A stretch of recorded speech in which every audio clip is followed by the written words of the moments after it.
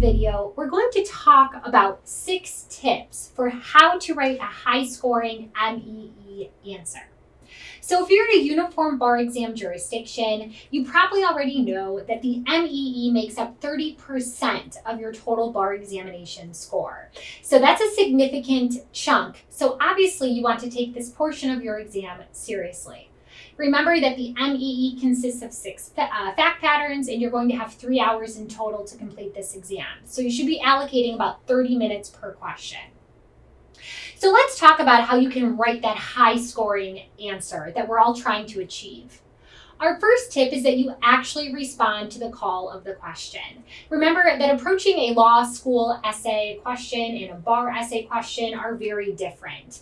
You're not going to be issue spotting on the bar exam. For the most part, the call of the question is pretty specific about those things that they want you to address. So make sure you read that call of the question and that you understand it and you're structuring your answer around it. This means identifying those issues that they want you to talk about, providing the rule for them, providing an analysis of those relevant facts, and reaching a conclusion.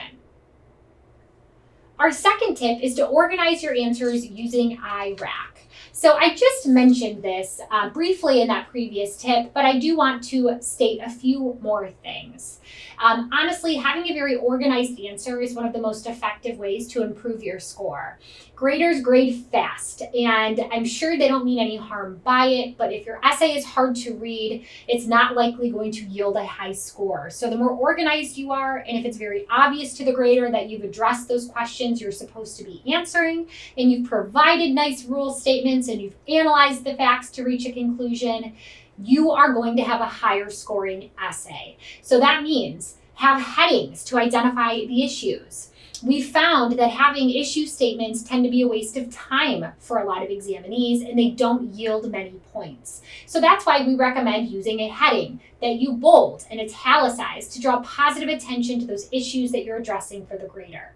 You follow that up with a rule paragraph. Then will come your analysis and finally your conclusion.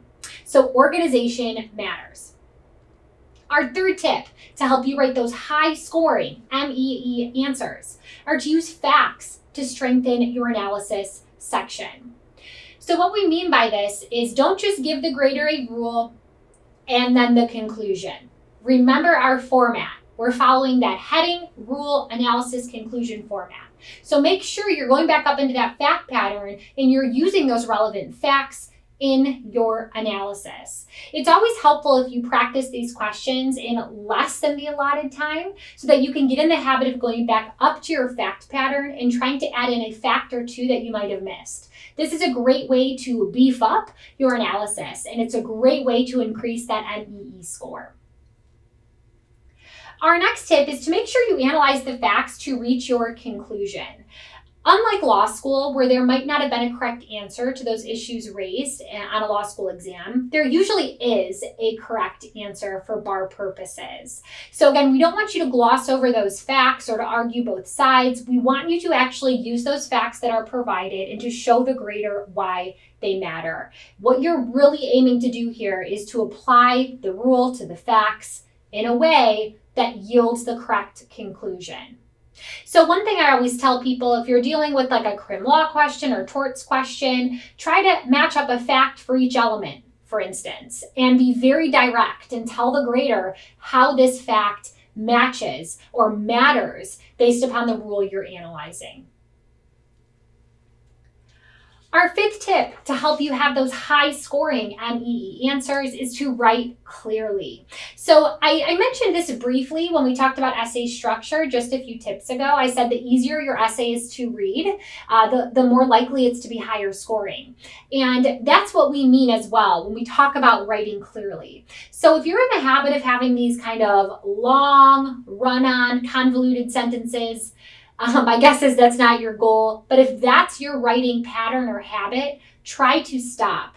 Here for purposes of the MEE, it's best if you use active voice and you write short, declarative sentences. Again, you want this to be very easy for the grader to read, for them to know that you identified everything you're supposed to be talking about, that you've identified those relevant facts, and you're using those to reach the correct conclusion. So again, that clear, direct writing shows the grader you know what you're talking about. And our final tip for you here is to be mindful of timing. I don't want you to be obsessed with the clock so much so that it's distracting and that you're unable to write an answer.